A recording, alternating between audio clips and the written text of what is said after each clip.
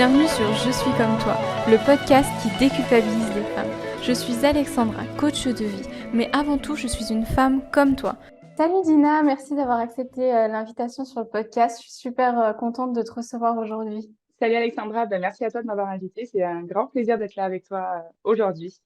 Trop bien, comment tu vas aujourd'hui? Écoute, ça va super, ça va super. C'est le début de la semaine, donc je suis en forme. Ouais. Est-ce que tu peux te présenter un petit peu et puis nous partager rapidement ton parcours? Oui, bien sûr. Alors, pardon, excusez-moi. Alors, du coup, donc je suis Dina, donc je suis multi-entrepreneur, donc je gère plusieurs business depuis quelques temps. J'investis également et je suis salariée encore. Donc voilà, c'est vrai qu'on me connaît actuellement surtout sur la casquette, sous la casquette de coach business. Mhm. Et avant d'en arriver là, j'ai un parcours qui est très scientifique. Donc, je suis ingénieure en biotechnologie. Donc, rien à voir avec tout ce qui est Ouais. marketing, vente, etc. C'est vrai que ça choque parfois, mais voilà, c'est vrai que de base, je suis très scientifique. Mais très vite, après les études, j'ai voulu me réorienter en marketing. Donc, voilà, j'ai dû essayer de travailler par moi-même, d'apprendre, de me former. Donc, voilà, c'est quelque chose que j'ai toujours aimé de toute façon. Mhm. Et suite à ça, j'ai pu intégrer des entreprises pour travailler dans le marketing.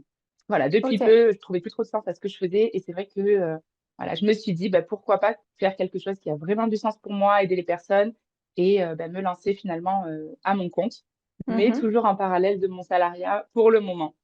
Ok, trop cool. Tu expliques pourquoi tu gardes ce côté salariat sur Instagram. Je crois que tu nous avais fait une petite story permanente, si je dis pas de bêtises, où tu reprenais tout C'est ça. ça, exactement. Ouais. Donc si Exactement, oui, jamais... tu as bien vu, j'avais fait une...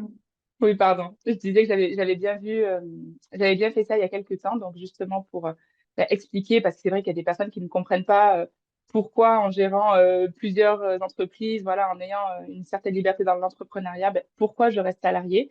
Et c'est vrai que j'ai quand même deux grosses raisons majeures qui me poussent à y rester pour le moment. Donc voilà, en effet, j'en parle dans une story à la une, qui suis-je? Donc voilà, si ça intéresse des personnes. Yes, parfait. Et du coup, on en a déjà parlé un petit peu ensemble et c'est la thématique du podcast. Les femmes aujourd'hui nous voient en tant que coach comme des femmes fortes qui affrontent le quotidien avec aplomb. Mais c'est vrai qu'avant tout, on est des humains aussi.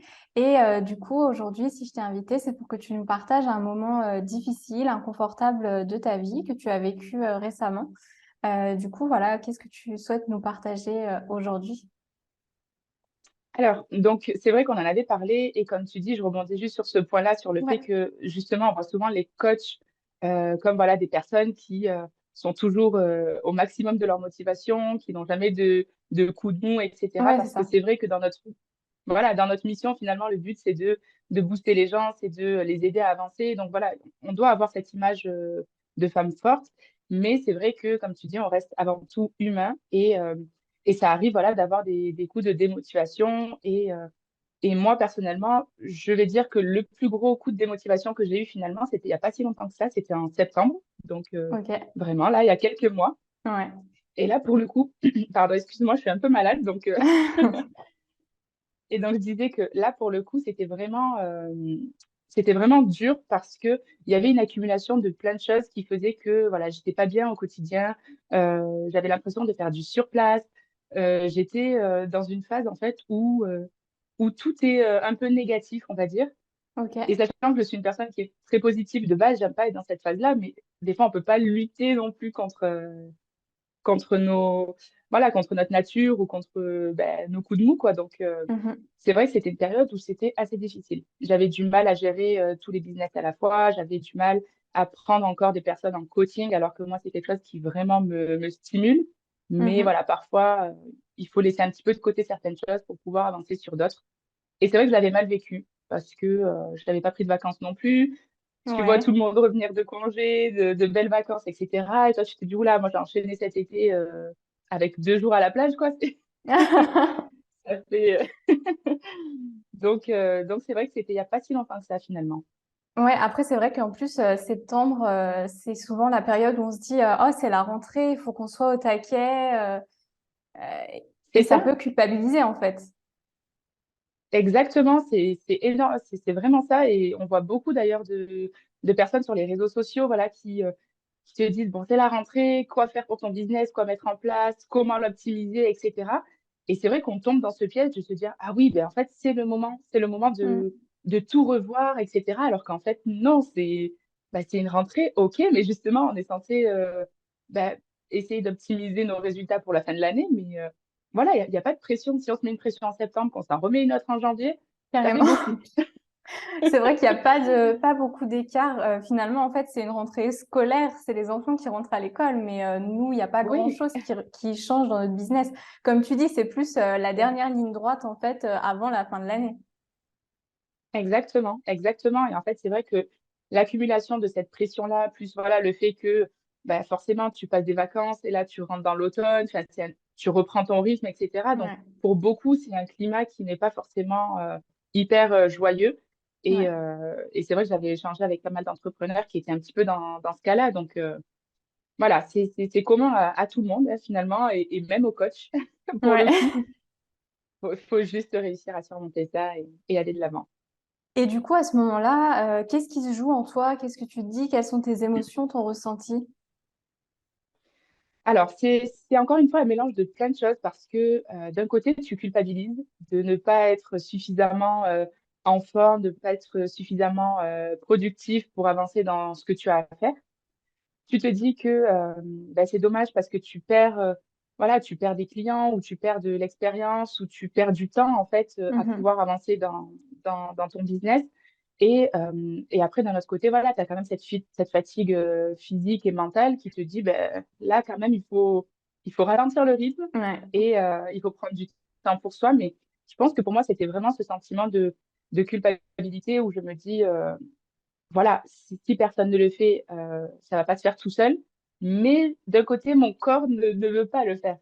ouais, Tu vois ce que je veux dire? carrément. C'est vraiment ce mélange-là qui est un petit peu démotivant. Et puis tu te dis aussi, est-ce que c'est quelque chose qui est fait pour moi? Est-ce que je vais réussir à tenir ce rythme-là?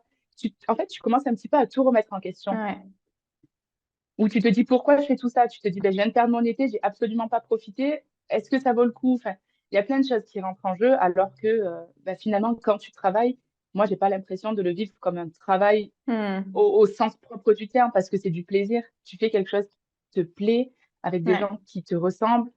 Donc, tu vois, c'est. Mais bon, quand rien ne va, on sait que Ouais. rien ne va. Ouais, voilà. Finalement, même en étant coach, en fait, bah, tu as un peu la même, comment dire, le même état d'esprit que tout le monde. Quand rien ne va, bah, tu vas avoir des remises en question, des doutes, voir un peu plus les choses négativement. Mais du coup, Bien tu as sûr. su rebondir.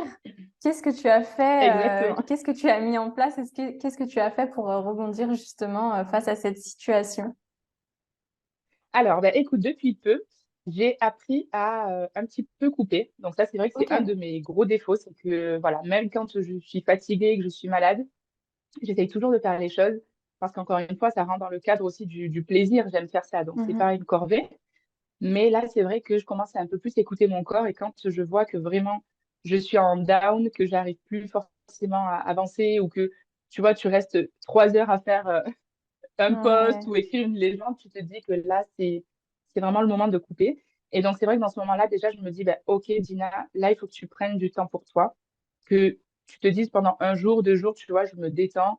Si j'ai envie de faire une petite chose à côté, enfin, je le fais, mais que je ne me mette pas de pression moi-même. Donc, ça, c'est déjà une chose, Ok. voilà, vraiment de prendre du temps pour soi et de s'accorder des pauses.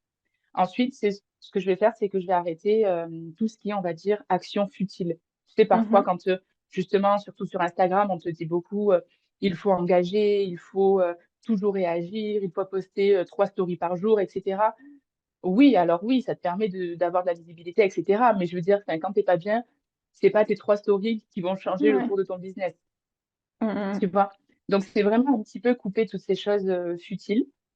Et je dirais qu'en troisième lieu, une fois que j'ai fait tout ça, c'est de remettre du positif, en gros, de ben, visualiser mes objectifs, tu vois, repenser à pourquoi je me suis lancée, à Mhm. pourquoi je fais ça. Je repense aussi des fois aux personnes que je coach ou aux anciens coachés, tu vois, qui me faisaient leur retour positif et qui Ouais. finalement, ben, t'alimentent aussi, tu vois, parce que ça Ouais. te donne ça t'alimente cette flamme, en fait. Carrément. Et tu vois, donc je repense à tout ça, à tout ce positif. Et encore une fois, je me dis, bah, si personne ne va chercher mes rêves, mes objectifs, bah, si moi je le fais pas, personne ne le fera. Mhm. Donc, voilà, c'est vraiment mettre tout ça bout à bout, on va dire, ces trois étapes-là, qui font qu'après, voilà, c'est bon, tu repars, tu te dis, Ouais, allez, on s'y remet.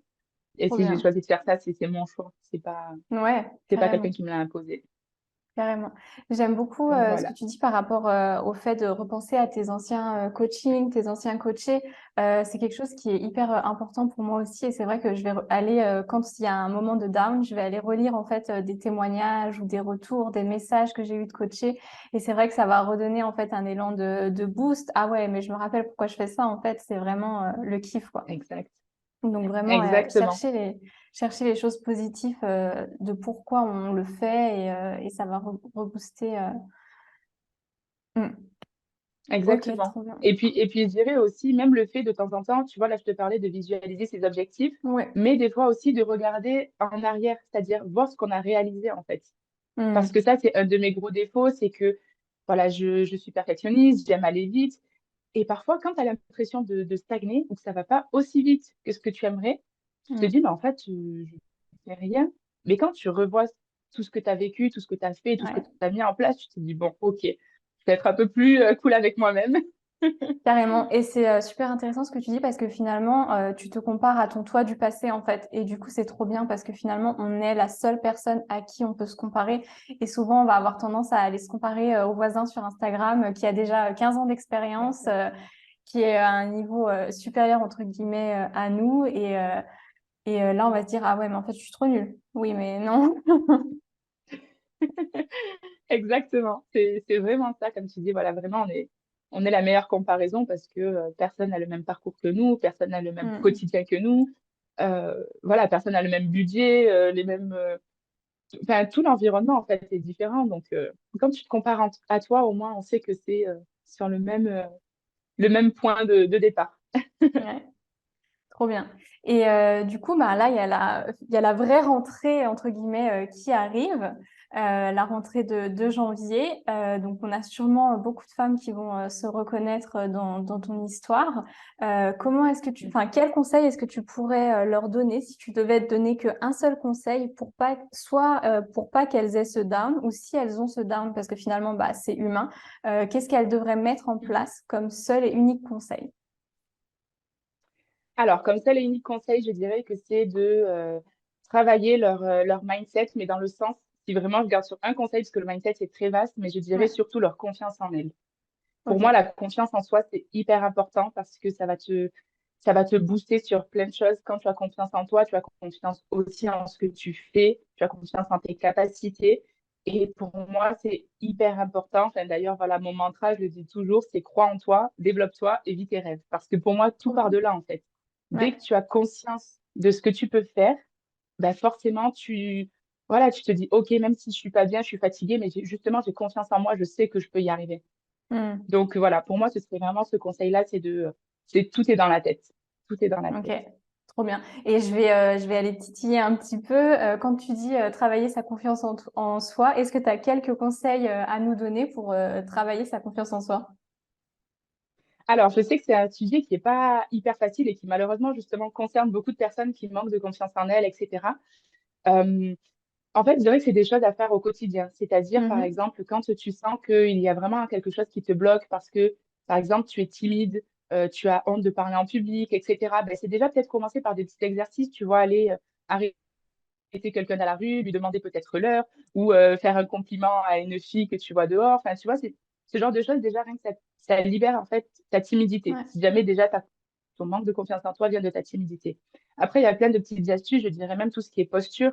Tu sais, forcément, il y a des personnes qui se tiennent comme ça parce que vraiment, elles Hmm. ont les épaules rentrées, parce qu'elles ont, encore une fois, ce manque de confiance. Et déjà, rien que le fait de prendre une posture voilà, où tu élargis les épaules, où tu te tiens droite, ça te donne déjà aussi un gain de confiance. Après, c'est vrai que je pense que tout va dépendre de chaque personne et Ouais. d'où vient ce manque de confiance aussi. Après ça, Carrément. je pense que tu es peut-être même plus Oui. calé que moi sur le sujet en tant que coach de vie. Mais voilà, c'est vrai que déjà, je pense que tout, tout peut partir d'une posture. Enfin, voilà, Ouais. même quand on est fatigué et qu'on se tient mal, enfin, ça nous fatigue encore plus que si on se redressait. Tu vois ce que je veux dire? Ah ouais, mais carrément. Et la posture, je suis vraiment d'accord avec toi parce que pour le coup, enfin, je connais totalement la situation. J'ai tendance à me tenir vachement comme ça. Et mon copain me le fait tout le temps remarquer en me disant, tiens-toi droite, prends ta place, t'es une femme. Et c'est vrai que du coup, maintenant, je prends le réflexe de me tenir droite. Et en fait, je vois totalement la différence. Bah, du coup, tu te sens plus en confiance. Tu sais que t'es là, t'es à ta place. Enfin, tu prends ta place, en fait. C'est vraiment ça. Et du coup, ce conseil, je Exactement. pense que ce serait déjà vraiment ouais, une première étape à mettre en place. Ce serait une bonne étape. Déjà un bon point. Super. Top. Et du coup, si les femmes veulent venir échanger avec toi, les femmes qui nous écoutent, où est-ce qu'elles peuvent te retrouver? Alors, essentiellement, je suis surtout sur Instagram. C'est vraiment la plateforme là où je suis la plus active. Ok. Donc, voilà, sur mon compte. Donc, Dina A, donc Dina avec deux A, business. Et ensuite, bon, je suis sur TikTok depuis peu, mais il n'y a pas encore de Ok. contenu innovant. C'est sous le même pseudo, mais pour l'instant, voilà, c'est plus des vidéos que je reprenais d'Instagram. Ok. Donc voilà, c'est vraiment sur Instagram où je suis le plus active. Et après, bah, sinon, à travers mon site internet, qui est pareil, dinaabusiness.com, où Mhm. là, voilà, de temps en temps, j'échange aussi à travers les newsletters, puisque j'ai Ouais. des retours des personnes en fonction de ce que je partage. Trop cool. Ta newsletter, tu l'envoies tous les combien de temps? Alors, je fais une newsletter par semaine, voilà, Ok. généralement le mardi matin. J'ai pas trop envie de spammer. Je sais qu'on reçoit énormément de mails, Oui. donc je me dis une par semaine pour l'instant, c'est Très déjà bien. bien. Et Mm. voilà, j'en profite pour partager du contenu qui soit un peu plus développé par rapport au post. Euh, et des fois, voilà, vraiment des histoires personnelles ou motivantes en tout cas. Ok, trop bien. Et ben, on mettra tous ces petits liens dans la description juste en dessous du podcast. Merci beaucoup pour Avec ce plaisir. moment d'échange et ce partage. C'était super intéressant et je pense que ça pourra aider plein de femmes pour cette future rentrée qui arrive. Bah, écoute, j'espère bien. En tout cas, ça m'a fait hyper plaisir de partager tout ça avec toi et avec tes auditrices. Et encore une fois, bah, merci à toi pour l'invitation. C'était très enrichissant. Merci Dina, à bientôt.